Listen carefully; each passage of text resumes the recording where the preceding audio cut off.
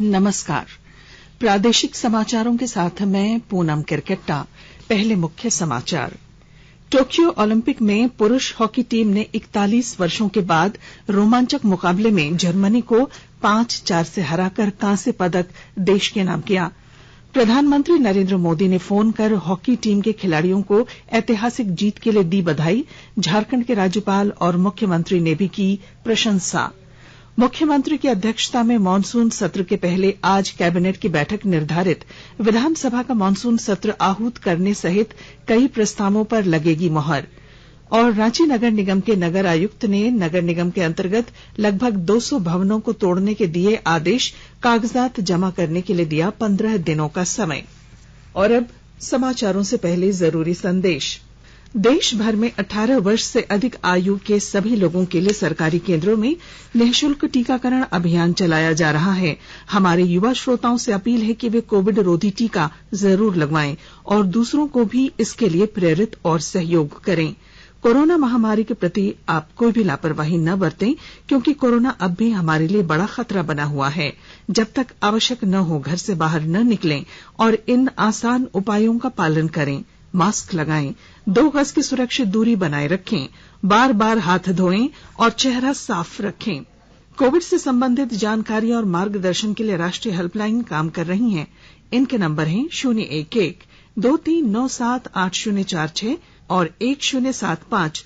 इसके अलावा राज्य हेल्पलाइन नंबर 104 डायल कर समस्या का त्वरित समाधान लिया जा सकता है। टोक्यो ओलंपिक में पुरुष हॉकी टीम ने 41 वर्षों के बाद रोमांचक मुकाबले में जर्मनी को 5-4 से हराकर कांस्य पदक देश के नाम किया। इसके साथ ही भारत ने अब तक टोक्यो ओलंपिक में 4 पदक जीत लिए हैं।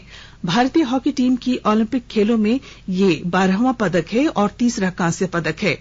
इससे पहले ओलंपिक में भारत की हॉकी टीम को आखिरी पदक 1980 में मॉस्को में मिला था, जब वासुदेवन भास्कर की कप्तानी में टीम ने स्वर्ण जीता था। आज के मैच में 3-1 से पिछड़ने के बाद भारत ने जबरदस्त वापसी की और लगातार 4 गोल कर शानदार खेल का प्रदर्शन किया।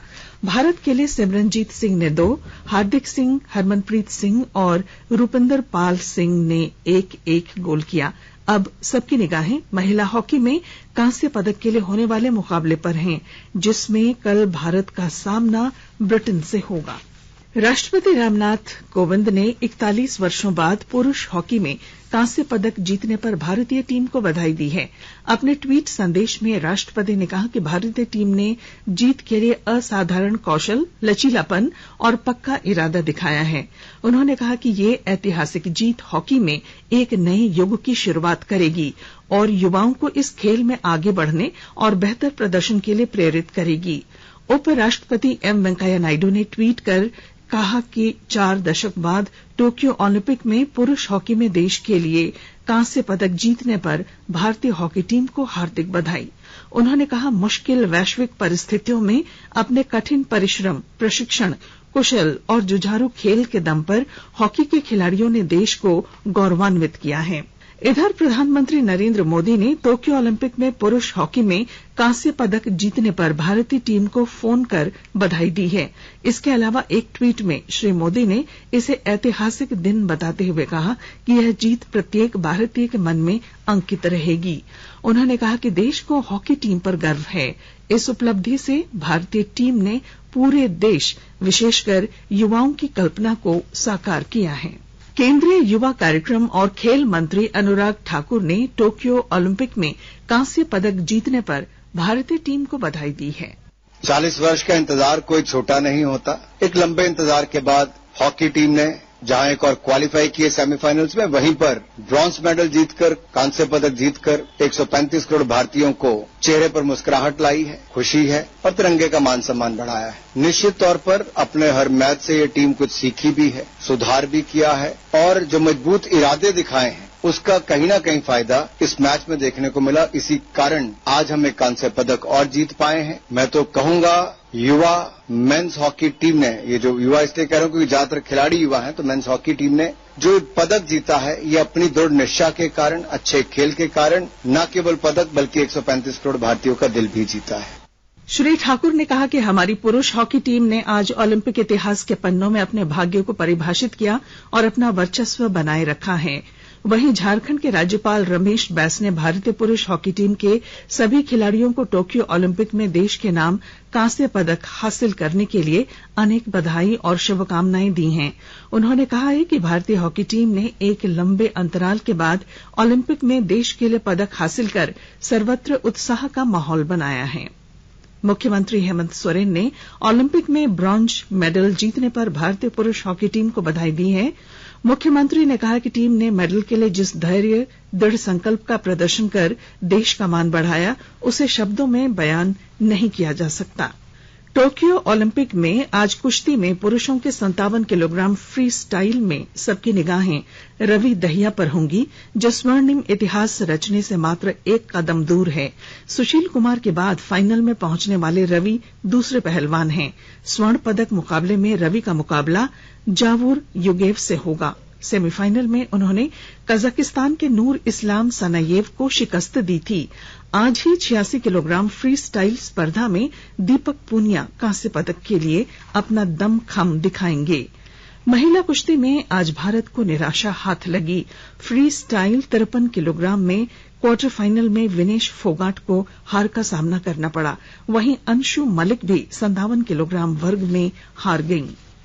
राज्य में कोरोना संक्रमण की रफ्तार में गिरावट दर्ज की गई है। पिछले 24 घंटे में कोरोना के 41 मरीज स्वस्थ हुए, जबकि 30 नए मरीजों की पुष्टि हुई। फिलहाल प्रदेश में सक्रिय मामलों की संख्या 223 है और कोरोना से स्वस्थ होने की दर 98.45% हो गई है।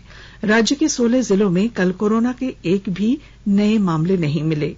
इधर राज्य में कोविड टीकाकरण के तहत अब तक 98,75,100 लोगों को कोविड के टीके लगाए जा चुके हैं। पिछले 24 घंटे में 37,860 लोगों को टीके की पहली डोज दी गई।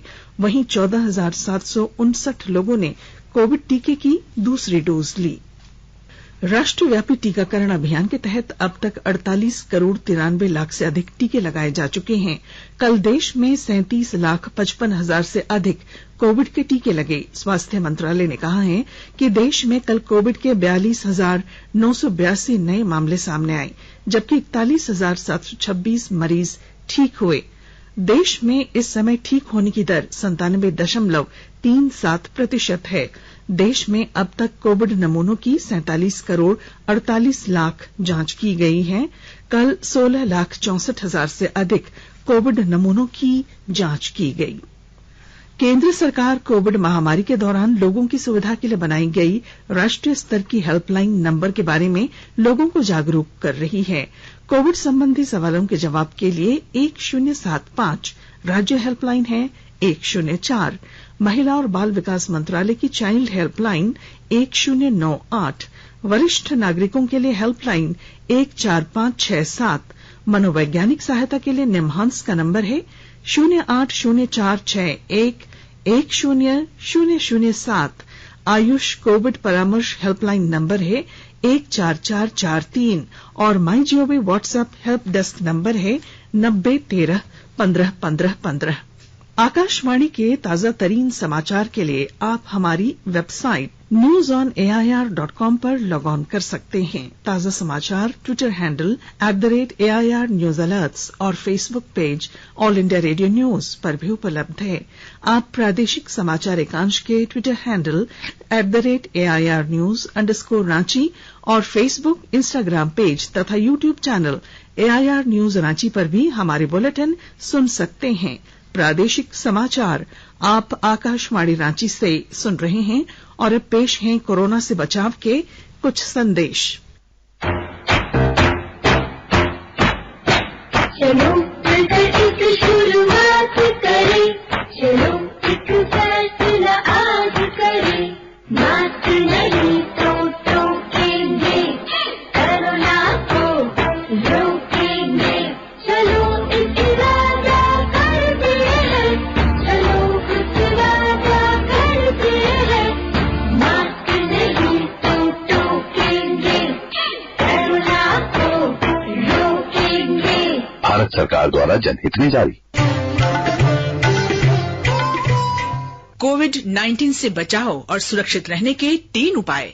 मास्क लगाएं, 2 गज दूरी है जरूरी, सुरक्षित दूरी रखें, हाथ और मुंह साफ रखें। प्रादेशिक समाचार में आपका फिर स्वागत है। मुख्यमंत्री हेमंत सोरेन की अध्यक्षता में मॉनसून सत्र के पहले आज कैबिनेट की बैठक निर्धारित की गई है। इस बैठक में विधानसभा का मॉनसून सत्र आहूत करने के प्रस्ताव, परीक्षा नियमावली 2015 में संशोधन और सरकार के विभागों में रिक्त पदों को जल्द भरने के लिए नियुक्ति परीक्षा आयोजित करने के प्रस्ताव पर मुहर लग सकती है। रांची नगर निगम के नगर आयुक्त मुकेश कुमार ने कहा है कि अनधिकृत रूप से बनाए गए भवनों को अभियान चलाकर तोड़ा जा रहा है। यह अभियान सभी जगहों पर चल रहा है। नगर आयुक्त ने कहा कि जो भवन बिना नक्शा पास किए हुए और बिना दस्तावेज के बनाए गए हैं वह उच्च न्यायालय के आदेश के बाद तोड़े जाएंगे। नगर निगम के न्यायालय के समक्ष पुख्ता दस्तावेज प्रस्तुत करने के लिए 15 दिनों का समय दिया गया है। उन्होंने कहा कि नगर निगम के अंतर्गत लगभग 200 ऐसे भवन हैं जिन्हें तोड़ने का आदेश पारित हुआ है। उन्होंने बताया कि रांची क्षेत्रीय विकास प्राधिकार RRDA ने 485 केस दर्ज किए हैं।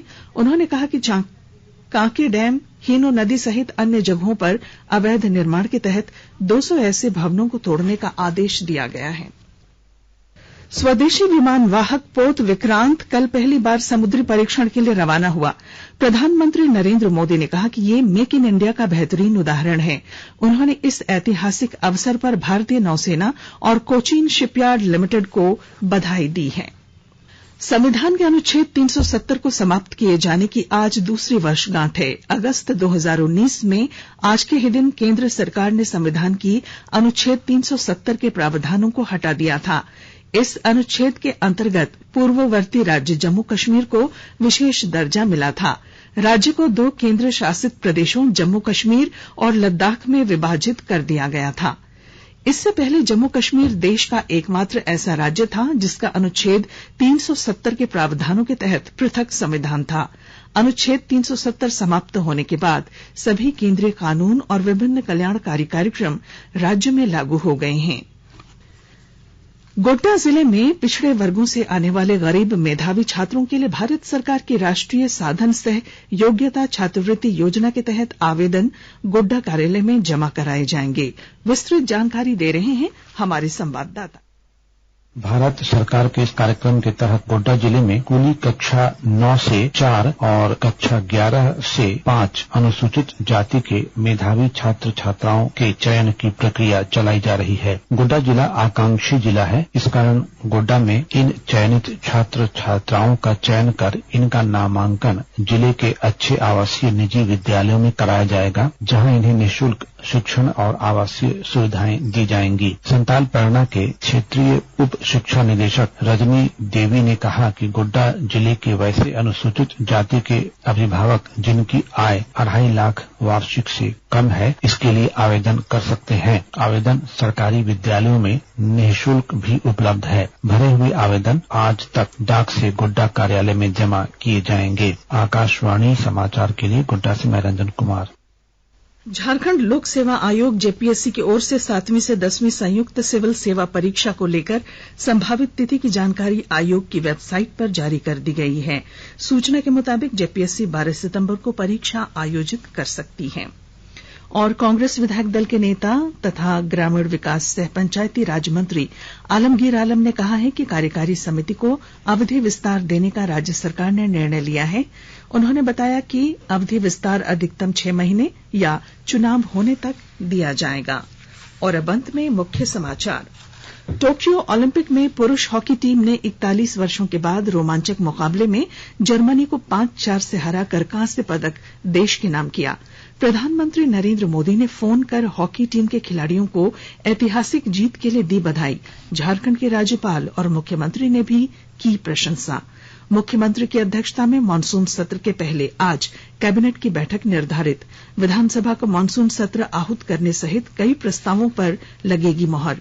और रांची नगर निगम के नगर आयुक्त ने नगर निगम के अंतर्गत लगभग 200 भवनों को तोड़ने के दिए आदेश। कागजात जमा करने के लिए दिया 15 दिनों का समय। और इसके साथ ही आकाशवाणी रांची से प्रादेशिक समाचार का ये बुलेटिन समाप्त हुआ। नमस्कार। घर में रहिए, सुरक्षित रहिए और सुनते रहिए आकाशवाणी।